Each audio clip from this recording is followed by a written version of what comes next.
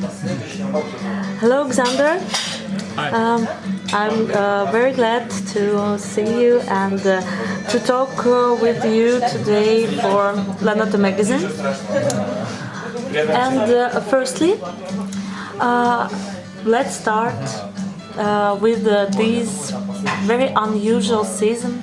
And despite this situation with the COVID-19 and your injury quite long, you are going to perform big pieces like Romeo and Juliet in February, the end of the month. And you're ready, you're in shape again. Do you think something really changed in the ballet world during last year, or it's difficult, but these difficulties are temporary? Well, I hope they're temporary. Yes, this last year has been very hard for the whole ballet world, and I say hard for the ballet world. Here in Russia, we're very fortunate because we're dancing already. We're working. We're in the theatre. We're training. We're doing shows on a regular basis. My friends and colleagues in London and in New York, America, for instance, they're at home. They're not even being able to work properly. So I feel very sorry for them. I feel very, very fortunate that I can actually be here training and actually performing to a live audience. It's actually quite extraordinary because so many theatres in Europe and America are closed, and around the world, of course. So, you've got to count your blessings, and I think we're very fortunate here to be working. I hope this whole situation with COVID will be over soon. I hope that we'll be back to our usual regime of performances and training and travelling. Travelling is such an important thing for any dancer, and to travel the whole world. We usually, myself, speaking from experience, I travel so often around the world to so many places to dance. And this past year, without any shows abroad or without any travel, it's been quite sad, really. I missed that, so I hope we'll be back to full schedule soon. Yes, I had an injury end of last year, middle of the season, but thankfully I'm over that. I'm recovered and I'm coming back to work now and training and doing shows. I've done one show now and have my second show, my first big show after this period off in February. So Romeo and Juliet, one of my favourite ballets of all time. I love this ballet and I can't wait to dance it. It's going to be so much fun. And I think it's a perfect role to come back to because it's full of passion and artistry, but it's not got the technical difficulties of, say, Sleeping Beauty or Swan Lake, where it's very exposed in white tights. At least Romeo and Juliet is more acting and more character based and partnering based, which I love doing as well. So I can't wait to do that. Yeah, we are all waiting too. Thank you. And for example, I have a ticket. Oh, you do already? Yes. Wow, I'm impressed. Yeah, very good. And I can't wait to see you. Thank you. These days, you are going to organize the Heaven on the Earth Ballet Festival with Julian McKay and McKay Productions. An exotic Maldives island and ballet. Tell us a little more about this project. Absolutely. So I was in the Maldives having a vacation recently. The story goes before that. 4 years ago, I had my own gala concerts in the Maldives called Xander and Comrades. It was called Emotions of the Ocean, and it was a ballet gala performance which I put on in the Maldives at two resorts. And I brought my colleagues from Mariinsky and Mikhailovsky Theatre, and we danced in the Maldives. And it was the first time ballet came to the Maldives, and it was a big deal at the time, very exciting. But obviously, I couldn't do it every year, but it didn't quite work out. But at one time it was amazing, I had a great time. And then when I was in the Maldives back in the autumn, Julian gave me a call and said, Xander, I remember you did these galas a few years ago, your own galas. Right now, at this time, I think there's an opportunity to repeat them. Do you want to do it again with me? And we'll do it together. And I said, yeah, okay, that'd be a great idea. Let's try. So we decided to put on a show which would be called Heaven on Earth. Tropical island resort, arts, ballet, and try and make this an annual event. It'll be like the founding of a new arts festival for super luxury, of course, but to give through photographs and videos and live translations. They'll be hopefully give interest to this festival and give people excitement to watch, even especially at a time like this where people are stuck not being able to travel. We can go out and show them, things are still possible. There's still hope. That's the founding idea of this festival. There's still hope in the world. Yeah, and this is really amazing project for people who are visiting Maldives for having a rest. But this cultural event is very important also for many people, because many people don't like have rest without cultural events and different entertainment activities. Exactly. Now you're on top in your career, and what means for you not only to perform but to organize festivals, projects? I've been blessed with a very good career for the past 11 years in Mariinsky Theatre, and before that in Royal Ballet when I was learning. I came here and now I've had a great career. I've enjoyed dancing so many roles, and I've done more than I could have ever dreamed of doing. I just feel so blessed. I've done more than I could ever have hoped for. And now I'm in my mid-30s and I've had a good career, and I'm looking for the future, what I can do next and what I can continue with. I don't want to stop dancing, but I want to have a new focus to go forward. And so, yes, to create my own performances, my own projects, bring people together. I'm very well connected in the ballet world now. I know many people in Russia and in America and in England, so I have a lot of contacts who I can bring together for some cool stuff. And this project in Maldives is one of those things, for example. So, yes, I really enjoy this side of organising and making my own team and bringing people together and making something that I can actually show my own artistic vision through. It's very interesting and it's very exciting. Thank you. And in Mariinsky, now, what are your favorite roles? We know about Romeo and Juliet. Of course. What else? I love Balanchine repertoire, to be honest. Love it. I know many people think that Balanchine belongs only in New York, but in my opinion, this is the spiritual home of Balanchine. He was from here, also from Georgia, but he went to the Big Arthur Academy, he joined the Imperial Theatre. Balanchine was born here, balletically. Yeah. And so his ballets are spiritually rooted in this place, and I think they work here beautifully. And I've had a great privilege of dancing Apollo many times, and Serenade, and what else have I done Balanchine-wise? So many ballets I've just loved so much. His ballets are so musical and so beautifully crafted, and they fit with the dancer's body, the music, and the space so beautifully. I just love Balanchine's work. It feels like it's just meant to be. And so for me, Balanchine works are just something else, beautiful. You are an iconic Apollo, for example. That's a privilege. The best Apollo Mariinsky Theatre. Thank you. Maybe in Russia. I was very fortunate to work with Yuri Valerievich Pateyev on this role, because Yuri taught me everything I know for Apollo, and he really crafted me in this role and taught me the style, the thinking, and the technique, and his understanding of Balanchine, I think, is superb. And to have worked with him so closely, and not just with him, but together with him and Peter Martins at the same time. Peter's come here to train me and Masha Korova in Apollo, for instance, and Diamonds. He worked with us both on these roles. It was an incredible experience, and to have Yuri's expertise and Peter's expertise and experience being passed down to us, that was quite amazing. People often complain that Mariinsky doesn't do Balanchine in the style of New York City Ballet or Balanchine, but they say, oh, why don't they learn from those who staged it? But Peter came here. Peter was here. And so my answer to them would be, well, Peter liked it, why don't you? Yeah, it's really incredible, and it's incredible to see you in Balanchine repertoire. Thank you. Do you have any dream roles? Dream roles, wow. My dream would be to have a role made for me.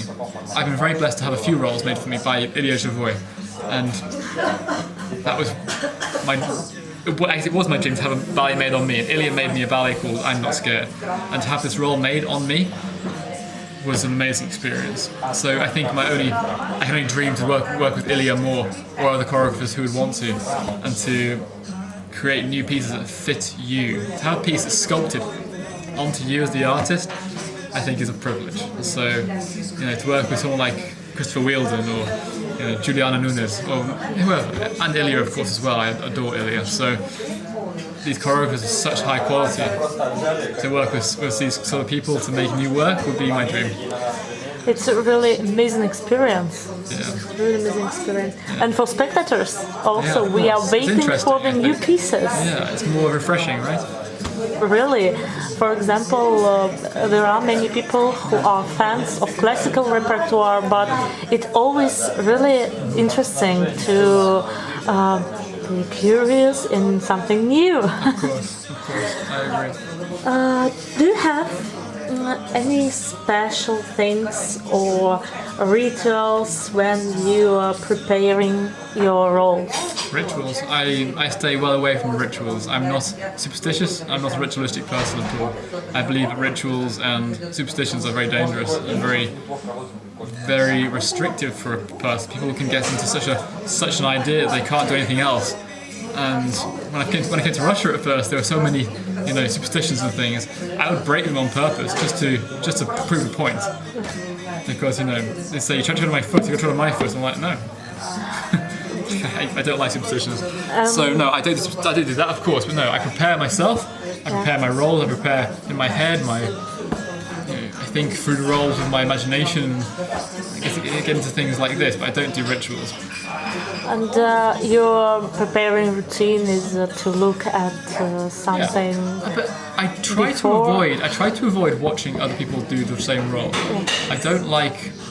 I don't want to be accused of stealing anyone else's ideas, for a start. And secondly, sometimes it's better just let it be fresh for you. Yes, you got to learn the steps. I'll find a video to learn the choreography, of course. But then I don't try to seek out other people who've done the role before me to see, they were the best one and try and do it better. That's not me.